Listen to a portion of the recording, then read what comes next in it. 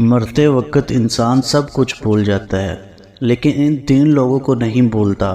نبی کریم صلی اللہ علیہ وآلہ وسلم نے فرمایا، جب انسان کی روح نکل رہی ہوتی ہے تو وہ شخص ان تین لوگوں کو بہت یاد کرتا ہے۔ مرتے وقت انسان سب کچھ بھول جاتا ہے، لیکن ان تین لوگوں کو نہیں بھولتا۔ وہ تین لوگ یہ ہیں۔ بسم اللہ الرحمن الرحیم۔ اللہ تعالیٰ نے قرآن مجید میں موت کو اجل سے تعبیر فرمایا۔ اجل کے معنی ہے کسی چیز کا مقررہ وقت جو کسی قیمت پر نہ ٹلے۔ موت ایک ایسی حقیقت ہے جس سے انکار کسی کے لیے بھی ممکن نہیں ہے۔ ہر ایک جانتا ہے کہ ایک دن اس کی دنیا میں زندگی کا تسلسل یقیناً ختم ہو کر رہے گا، اور جب اس کی موت کا وقت آئے گا تو دنیا کی کوئی طاقت اور اعلیٰ سے اعلیٰ سائنسی اسباب وسائل اس کو موت سے نہ بچا سکے گا۔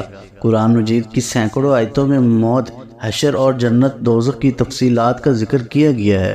ان لوگوں کو اس اٹل حقیقت کے لیے تیار رہنے کا حکم فرمایا گیا ہے، لیکن آیات ملاحظہ فرمائے، ہر جان موت کا مزہ چکھنے والی ہے، اور تمہارے اجر پورے کے پورے تو قیامت کے دن ہی دیے جائیں گے۔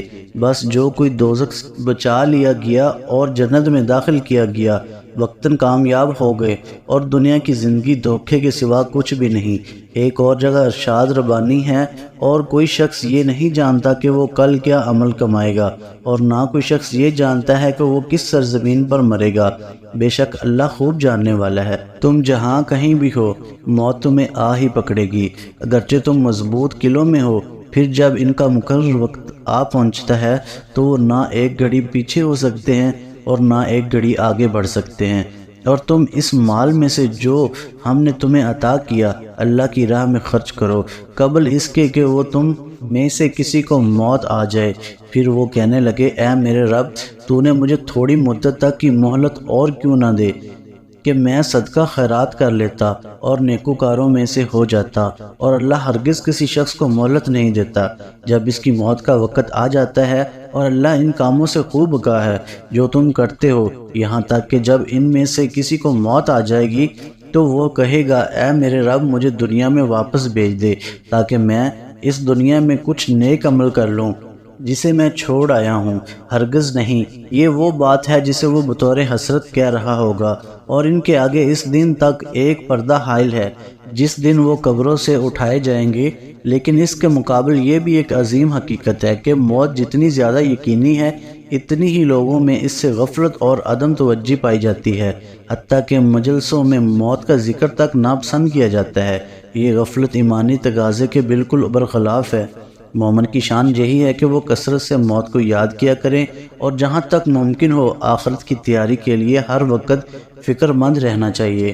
قرآن مجید کی سینکڑوں آیتوں میں موت، حشر اور جنت دوزخ کی تفصیلات کا ذکر کیا گیا ہے، اور انبیاء کرام بعثت کا اہم ترین مقصد بھی یہ تھا کہ انسان کو اس کے اصلی اور دائمی وطن سے آگاہ کر کے وہاں کے دائمی نعمتوں کا اسے مستحق بنا دیا جائے۔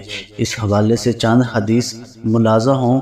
حضرت ابو ہریرہ رضی اللہ تعالیٰ عنہ سے روایت ہے کہ رسول اللہ صلی اللہ علیہ وآلہ وسلم نے فرمایا، لذتوں کو ختم کرنے والی چیز یعنی موت کو زیادہ یاد کیا کرو۔ حضرت ابو موسیٰ رضی اللہ تعالیٰ عنہ حضور نبی کریم صلی اللہ علیہ وآلہ وسلم سے روایت کرتے ہیں کہ آپ صلی اللہ علیہ وآلہ وسلم نے فرمایا، جو اللہ تعالیٰ سے ملاقات کو پسند کرتا ہے اللہ تعالیٰ بھی اس سے ملاقات کو پسند فرماتا ہے، اور جو اللہ تعالیٰ سے ملنا ناپسند کرتا ہے اللہ تعالیٰ بھی اس سے ملنا ناپسند فرماتا ہے۔ یہ حدیث متفق علیہ ہے۔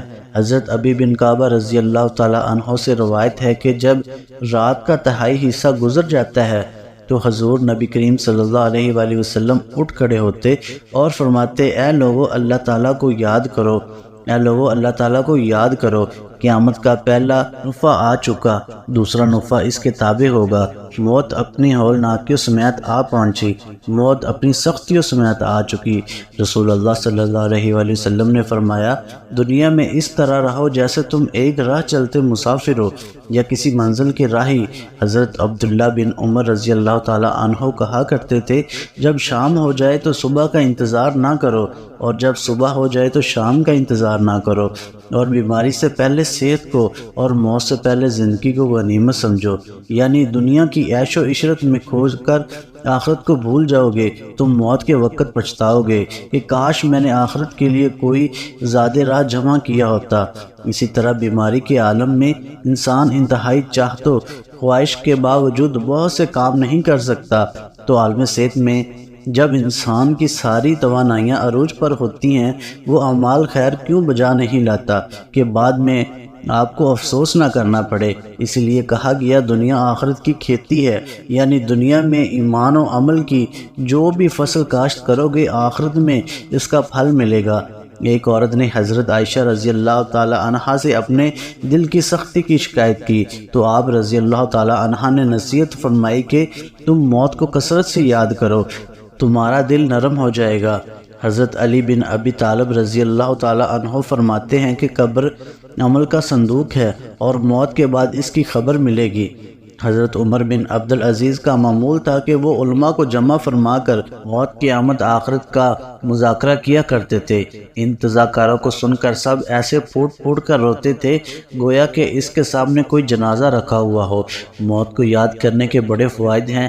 علامہ سیوطی رحمۃ اللہ لکھتے ہیں کہ بعض علماء سے منقول ہے کہ جو شخص موت کو کثرت سے یاد کرے اس کو اللہ تبارک و تعالیٰ 3 باتوں کی توفیق فرماتا ہے۔ نمبر 1، اگر اس سے کوئی گناہ ہو جائے تو وہ جلد از جلد توبہ کر کے گناہ معاف کرانے کی کوشش کرتا ہے کہ کہیں توبہ کے بعد موت نہ آ جائے۔ نمبر 2، موت کو یاد کرنے والا حرص میں مبتلا نہیں ہوتا، بلکہ جو کچھ بھی اسے میسر ہوتا ہے اسی پر راضی رہتا ہے، اور یہ قناعت اسے طبعی سکون اور دلی راحت عطا کرتی ہے، اور یہ سوچتا ہے کہ تھوڑی بہت زندگی ہے، جس طرح بھی گزر جائے گزار لیں گے، زیادہ فکر کرنے سے کوئی فائدہ نہیں۔ موت کو استحصال رکھنے والا شخص جب عبادت کرتا ہے تو پوری دل جمی کی 2 وجوہات ہوتی ہیں۔ اول یہ کہ اسے خطرہ رہتا ہے کہ پتہ نہیں آئندہ اسے عبادت کا موقع ملے گا یا نہیں، لہٰذا ابھی اسے جتنا اچھا بنا لیں غنیمت ہی غنیمت ہے۔ دوسرا یہ کہ آخرت کی یاد کی وجہ سے اسے عبادت پر ملنے والے عظیم اخروی بدلے کا کامل یقین ہوتا ہے، جس کی بنا پر اسے عبادت میں وہ کیف سرور نصیب ہوتا ہے جو الفاظ میں نہیں بیان کیا جا سکتا۔ ایک عربی شاعر کہتا ہے کہ میرے دوست دنیا کے آرام اور راحت سے دھوکے میں مت پڑنا، اس لیے کہ عمر ختم ہو جائے گی اور عیش جاتی رہے گی۔ جب تم کسی جنازے کو اٹھا کر قبرستان لے جاؤ تو یہ یقین کر لینا کہ اس کے بعد تمہیں بھی ایسے ہی اٹھا کر لے جایا جائے گا۔ الغرض قرآن و حدیث میں موت اور ما بعد الموت کے احوال، مشر و میزان، عدل کا بیان، جزا سزا کا نفاذ، جنت و جہنم کے احوال اور ان میں دخول تفصیل کے ساتھ بیان فرمائے گئے ہیں۔ ان کا مذاق کے طور پر ذکر کرنا قرآن و حدیث میں بیان کردہ غیبی حقیقتوں کے ماننے کے مترادف ہے۔ آخرت کے تصور کو مردہ فکر سے تعبیر کرنے کا کوئی مسلمان تصور بھی نہیں کر سکتا۔ اللہ تعالیٰ کا ارشاد ہے، اور دنیا کی یہ زندگی تو صرف کھیل اور تماشا ہے، اور بے شک آخرت کا گھر ہی اصل زندگی ہے۔ اگر وہ جانتے ہوئے ناظرین، مرنے کے بعد انسان قبر میں کیسے اور کتنے دن بعد ختم ہوتا ہے۔ سائنس کی نظر میں تدفین کے 1 دن بعد، یعنی ٹھیک 24 گھنٹے بعد انسان کی آنتوں میں سے ایسے کیڑوں کا گروہ سرگرم عمل ہو جاتا ہے جو مردے کے پاخانے کے راستے سے نکلنا شروع ہو جاتا ہے، ساتھ ناقابل برداشت بدبو پھیلنا شروع کر دیتا ہے، جو کہ دراصل اپنے ہم پیشہ کیڑوں کو خبر دیتے ہیں۔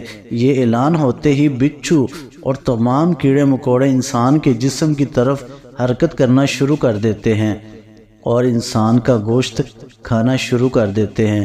تدفین کے 3 دن بعد سب سے پہلے ناک کی حالت تبدیل ہونا شروع ہو جاتی ہے، 6 دن بعد ناخن گرنا شروع ہو جاتے ہیں، 9 دن کے بعد بال گرنا شروع ہو جاتے ہیں، انسان کے جسم پر کوئی بال نہیں رہتا اور پیٹ پھولنا شروع ہو جاتا ہے، 17 دن بعد پیٹ پھٹ جاتا ہے اور دیگر اجزاء باہر آنا شروع ہو جاتے ہیں، 60 دن بعد مردے کے جسم سے سارا گوشت ختم ہو جاتا ہے، انسان کے جسم پر بوٹی کا ایک ٹکڑا باقی نہیں رہتا۔ 90 دن بعد تمام ہڈیاں ایک دوسرے سے جدا ہونا شروع ہو جاتی ہیں۔ 1 سال بعد ہڈیاں بوسیدہ ہو جاتی ہیں اور بالآخر جس انسان کو دفنایا گیا تھا اس کا وجود ختم ہو جاتا ہے۔ عام طور پر یہ تصور کیا جاتا ہے کہ زندگی کے آخری لمحات میں ایک ایسی جنگ سی چل رہی ہوتی ہے، انتقال کرنے والے شخص کا چہرہ دیکھنے پر لگتا ہے جیسے وہ سو رہا ہو۔ چہرے پر بہت عام تاثرات ہوتے ہیں، ایسے لگتا ہے کہ موت کا عمل آخری سانس لینے سے 1 ہفتہ قبل شروع ہو جاتا ہے۔ اسی دوران صحت متاثر ہونے لگتی ہے، جسم کمزور پڑنے لگتا ہے، چلنے میں دشواری پیش آنے لگتی ہے اور غنودگی طاری رہتی ہے۔ آخری لمحات میں کھانا پینا مشکل ہونے لگتا ہے اور کسی شخص میں طاقت نہیں کہ خدا کے حکم کے بغیر مر جائے۔ اس نے موت کا وقت مقرر کر رکھا ہے اور جو شخص دنیا میں اپنے اعمال کا بدلہ چاہے اس کو ہم یہیں بدلہ دے دیں گے، اور جو آخرت میں طلب و ثواب ہو اس کو وہاں اجر عطا کریں گے، اور ہم شکر گزاروں کو عن قریب بہت اچھا صلہ دیں گے۔ مرتے وقت انسان کے دل و دماغ سے ہر چیز نکل جاتی ہے، سب کچھ بھول جاتا ہے، اپنا مال و دولت، محل، عزیز و اقارب، رشتہ دار، سب کچھ بھول جاتا ہے۔ مگر مرتے وقت انسان 2 لوگوں کو بہت زیادہ یاد کرتا ہے۔ 2 لوگ ہرگز نہیں بولتا، ان کو سامنے بٹھا کر چیخنے کی کوشش کرتا ہے، ان کے غم میں رونے کی کوشش کرتا ہے مگر رو نہیں پاتا۔ حضرت مولانا جلال الدین رومی رحمۃ اللہ فرماتے ہیں، میرے محلے میں ایک شخص زندگی موت کی جنگ میں لڑ رہا تھا اور مرنے والا تھا، موت کے بالکل قریب تھا۔ لوگ میرے پاس آئے، بولے حضرت ہمارا ایک شخص مرنے والا ہے، آپ آئیں انہیں کلمہ پڑھنے کی تلقین کریں، قرآن پڑھنے کی تلقین کریں۔ حضرت مولانا جلال الدین رومی رحمۃ اللہ علیہ فرماتے ہیں، میں اس مرنے والے کے پاس پہنچ گیا، اس کے قریب بیٹھ گیا، اس کے پاس میں اس کے قریبی دوست، رشتہ دار، عزیز و اقارب بیٹھے ہوئے تھے۔ اب اس مرنے والے کی آنکھیں چھت پر لگی ہوئی تھی، کچھ سوچ رہا ہے۔ اللہ نے اسے بولنے کی توفیق دی تو وہ رو کر کہنے لگا، میرے بچے کہاں ہیں؟ اس کو نہ کمایا ہوا مال یاد آیا، نہ دولت یاد آئی، نہ عزیز و اقارب یاد آئے، یہاں تک کہ اسے ماں باپ بھی یاد نہ آئے۔ بس وہ کہتا ہے میرے بچے کہاں ہیں؟ بچے دوڑ کر آئے، ساتھ میں بیٹھ کے، پھر کہتا ہے میری بیوی کہاں ہے؟ بیوی دوڑ کر آئی اور وہ ساتھ بیٹھ گئی۔ اب کہتا ہے تمہیں دیکھ کے میرا دل رو رہا ہے، سوچ رہا ہوں کہ میرے مر جانے کے بعد میرے بچوں کو کیا بنے گا۔ انسان جب مرتے وقت بچوں کو دیکھتا ہے، اللہ تعالیٰ جب اسے دیکھنے کی توفیق دیتا ہے، ہمت دیتا ہے، جب آخری بار بچوں کو دیکھتا ہے تو وہ یہ بھول جاتا ہے کہ میرے مرنے کے بعد میرا کیا بنے گا۔ یہ سوچتا ہے کہ میرے مرنے کے بعد میری اولاد کا کیا بنے گا، میرے مرنے کے بعد پتہ نہیں میرے ان بچوں کا میری طرح کوئی خیال بھی رکھے گا یا نہیں۔ اس کی آنکھیں رو رہی ہیں۔ بیوی کو نصیحت کرنے لگا کہ میں تو دنیا چھوڑ کے جا رہا ہوں، مجھ پہ ایک احسان کیجئے گا کہ میرے ان بچوں کو قرآن مجید کی تعلیم لازمی دیجئے گا، ان کے منہ سے نکلے اللہ کا نام میری قبر کو روشن کر دے گا، مجھے جہنم کی آگ سے، اللہ کے عذاب سے دور کر دے گا، ان کو دین کی تعلیم دینا۔ ایک دفعہ حضرت سیدنا موسیٰ علیہ السلام کا ایک قبرستان سے گزر ہوا۔ آپ علیہ السلام نے دیکھا کہ قبرستان کی ایک قبر کے اندر مردے کو دردناک عذاب دیا جا رہا ہے، مردہ عذاب میں مبتلا ہے، اس کی قبر جہنم کے گڑھوں میں سے گڑھا بنی ہوئی ہے، مردہ عذاب میں مبتلا چیخو پکار کر رہا ہے۔ حضرت سیدنا موسیٰ علیہ السلام آگے چلے گئے۔ کام کرنے کے بعد واپس جب اسی راستے سے گزر ہوا تو آپ نے دیکھا وہی جہنم میں جلنے والا شخص جسے قبر میں عذاب دیا جا رہا تھا، اب وہ شخص جنت میں ٹہل رہا ہے، اس کی قبر جنت کا باغ بنی ہوئی ہے۔ آپ علیہ السلام نے دونوں ہاتھ اٹھائے، عرض کی کہ اے میرے مالک، تھوڑی دیر پہلے میں یہاں سے گزرا تھا، یہی قبر جہنم کے گڑھوں میں سے گڑھا بنی ہوئی تھی، تھوڑی دیر کے لیے یہ جنت کے باغوں میں سے ایک باغ کیسے بن گئی؟ اللہ نے فرمایا، موسیٰ یہ شخص جب مرا تھا مرنے سے پہلے اپنی بیوی کو حاملہ چھوڑ کے مرا تھا، بیوی کا ایک بیٹا پیدا ہوا، بچہ آج تھوڑا سا بڑا ہوا، اس کی بیوی نے بچے کو مسجد میں بھیجا۔ معلم صاحب نے اس کے بچے کو بسم اللہ الرحمن الرحیم پڑھائی۔ جب اس کے بچے نے بسم اللہ پڑھی تو موسیٰ مجھے حیا آئی، کسی کا بچہ میرا نام لے اور میں اپنا نام لینے والے کے باپ کو جہنم میں ڈالوں، یہ میری رحمت گوارا نہیں کرتی۔ اس لیے ہمیں چاہیے کہ اپنے بچوں کو قرآن مجید کی تعلیم دیں۔ اگر تم چاہتے ہو کہ تمہاری قبریں روشن ہوں، عذاب تمہارے قریب بالکل نہ آئے، تو اپنے بچوں کو قرآن مجید کی تعلیم دینا۔ حضرت مولانا جلال الدین رومی رحمۃ اللہ علیہ فرماتے ہیں، وہ شخص توبہ کرتا کرتا یہ کہتا کہ میرے بچوں کو قرآن کی تعلیم دینا، ایک دم اس کی زبان لڑکھڑانے لگی، اس کا بدن کانپنے لگا، موت کا فرشتہ آ گیا روح نکالنے کے لیے۔ فرماتے ہیں جب انسان کی روح نکلتی ہے تو اس کا منہ کھل جاتا ہے، دونوں ہونٹ ایک دوسرے سے جدا ہو جاتے ہیں۔ انسان کی روح انسان کے پیروں سے نکلتی ہوئی اوپر کی طرف آتی ہے، جب دل اور پھیپھڑوں تک پہنچتی ہے تو یہ وہ لمحہ ہوتا ہے، یہ وہ وقت ہوتا ہے جب انسان زندگی میں پہلی بار فرشتے اور شیطان کو دیکھتا ہے۔ یہ وہ مرحلہ ہوتا ہے جب انسان کے ایک طرف شیطان اس کے کان میں غلط مشورہ ڈالتا ہے اور دوسری طرف اس کی زبان سے اس کے عمل کے مطابق الفاظ نکلنے لگتے ہیں۔ اگر انسان نیک ہوتا ہے، نمازی ہوتا ہے، عبادت گزار ہوتا ہے، تو پھر اس کا دماغ اس کی زبان کو کلمہ پڑھنے کی تلقین کرتا ہے، درود پڑھنے کی تلقین کرتا ہے۔ اور اگر انسان نیک نہیں ہوتا تو پھر اس کا جو دماغ ہوتا ہے وہ عجیب سی ہیبت کا شکار ہو جاتا ہے اور انسان شیطان کے مشورے کو قبول کر بیٹھتا ہے۔ جب انسان شیطان کے مشورے کو قبول کر بیٹھتا ہے تو پھر کوشش کرتا ہے کہ کلمہ پڑھنے کی، لیکن نہیں پڑھ سکتا۔ ناظرین، آج ہماری آنکھیں کھلی ہوئی ہیں، آج ہماری سانسیں چل رہی ہیں۔ اس سے پہلے کہ یہ وقت گزر جائے، یہ زندگی کے لمحے میرے اور آپ کے لیے غنیمت ہیں۔ آخرت کے لیے کچھ ایک اچھا کر لیں، مرنے سے پہلے قبر کی روشنی بنا لو۔ معلوم نہیں پھر فرصت ملے نہ ملے، معلوم نہیں پھر یہ زندگی کے لمحے ملے نہ ملے۔ تو ناظرین، غرور، تکبر، لالچ، گھمنڈ، دشمنی، حسد، بغض، جلن، عزت، وقار، نام، عہدہ، بادشاہی، یہ سب کہاں جاتا ہے؟ سب کچھ خاک میں مل جاتا ہے۔ انسان کی حیثیت ہی کیا ہے؟ مٹی سے بنا، مٹی میں دفن ہو کر مٹی ہو جانا ہے۔ 5 یا 6 فٹ کا انسان قبر میں جا کر بے نام بے و نشان ہو جاتا ہے۔ دنیا میں اکڑ کر چلنے والا، اپنے آپ کو طاقتور سمجھنے والا، دنیا پر حکومت کرنے والا، قبر میں آتے ہی اس کی حیثیت صرف مٹی رہ جاتی ہے۔ لہذا انسان کو اپنی ابدی اور ہمیشہ کی زندگی کو خوبصورت اور پرسکون بنانے کے لیے ہر لمحہ فکر کرنی چاہیے، اللہ کو یاد کرنا چاہیے، ہر نیک عمل اور عبادت میں اخلاص پیدا کرنا چاہیے اور خاتمہ بالخیر کی دعا کرنی چاہیے۔ مرتے وقت انسان سب کچھ بھول جاتا ہے، لیکن ایسی 2 ہستیاں ہیں جسے انسان مرتے وقت ہرگز نہیں بھولتا۔ انسانی جسم لفانی نہیں ہے، یہ زمین پر ایک مدت سے زیادہ زندہ نہیں رہ سکتا۔ عام طور پر جسم زمین پر کئی رنگ بدلتا ہے، بچپن سے جوانی اور جوانی سے بڑھاپا، یہ تمام علامات جسم کی پل پل موت کی طرف بڑھنے کی خبر دیتا ہے کہ وقت بہت قریب آ گیا ہے۔ ایسے موقع پر محبت کرنے والوں کو چاہیے کہ وہ جسم کو تنگ نہ کریں اور اسے کوئی ذہنی یا جسمانی تکلیف نہ پہنچائیں، تاکہ روح کے جسم سے جدا ہونے کا یہ عمل آسان ہو جائے۔